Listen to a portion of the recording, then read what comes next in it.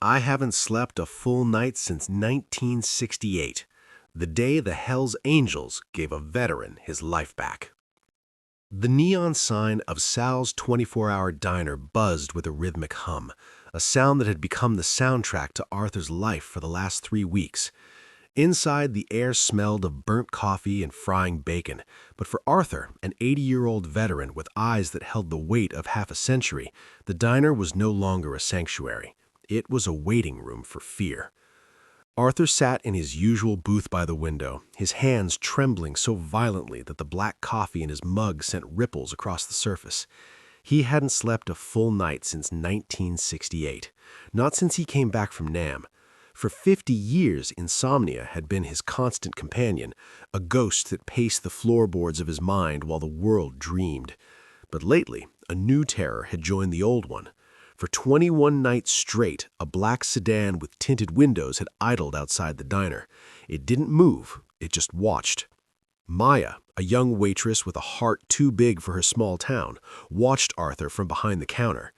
She knew his order by heart: black coffee, dry toast, no butter. She also knew the tremor in his hands wasn't just age or PTSD, it was pure, unadulterated dread. Tonight, the fear peaked. A young man, sharp-featured and cold-eyed, stepped out of the black sedan and walked into the diner. The bell above the door chimed, but the sound felt like a gunshot. He walked straight to Arthur's booth, leaning down until his face was inches from the old man's.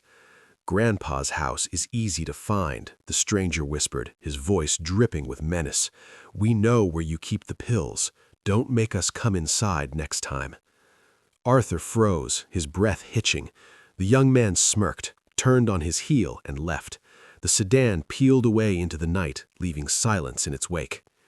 Maya couldn't take it anymore. Her hands shook as she wiped down the counter. She looked toward the back of the diner, where a different kind of regular sat. They were massive men clad in leather vests adorned with the infamous Death's Head logo, the Hells Angels. To most of the town, they were outlaws, figures of intimidation who commanded respect through fear. But to Maya, and to the regulars of Sal's, they were just men who liked strong coffee and quiet corners.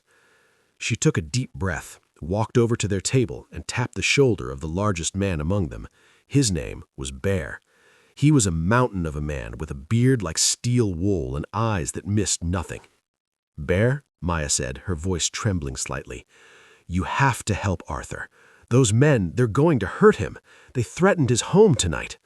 Bear's expression didn't change, but the atmosphere at the table shifted instantly. The other bikers, Jax and Rico, stopped talking. "Who?" Bear asked, his voice a low rumble. "A black sedan, young guys. They want his prescription meds. Arthur hasn't slept in 50 years, Bear. He can't handle this." Bear stood up, the leather of his vest creaking. He walked over to Arthur's booth, not with aggression, but with a gentle gravity. He slid into the seat opposite the veteran. "Arthur," Bear said softly, "look at me." Arthur raised his watery eyes. "They know where I live, Bear. I'm tired. I'm so tired." "You're safe now," Bear promised, his voice firm. "We don't let predators hunt our own. You served your country, now let us serve you." Bear turned to Jax and Rico. "Find the sedan. Make sure they understand that this town and this man are under our protection.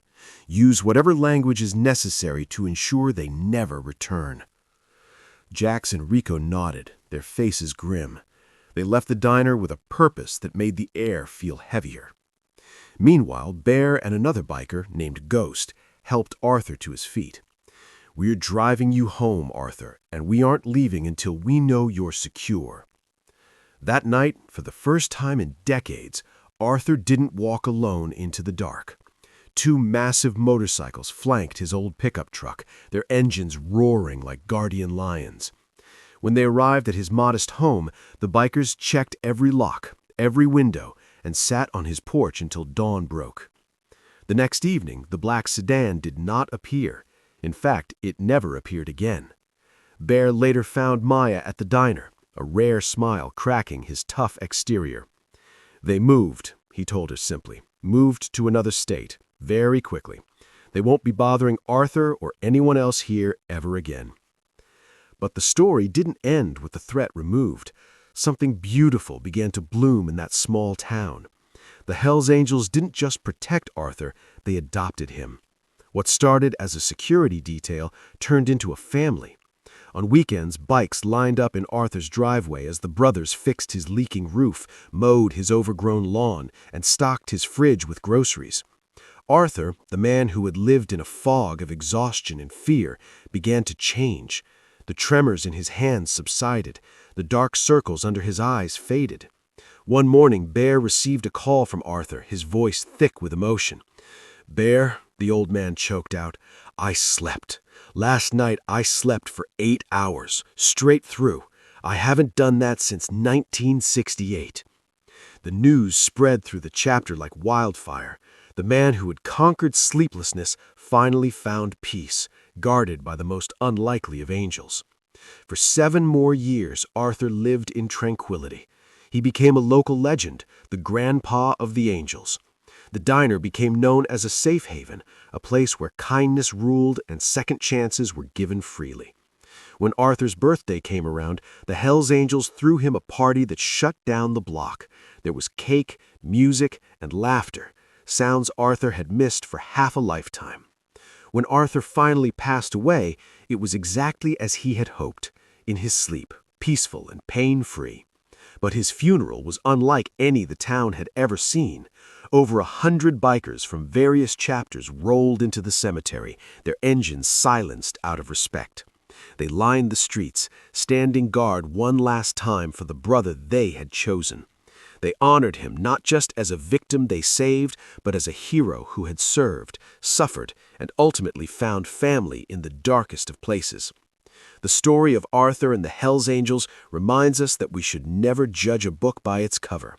Kindness often wears unexpected uniforms, and heroes don't always wear capes.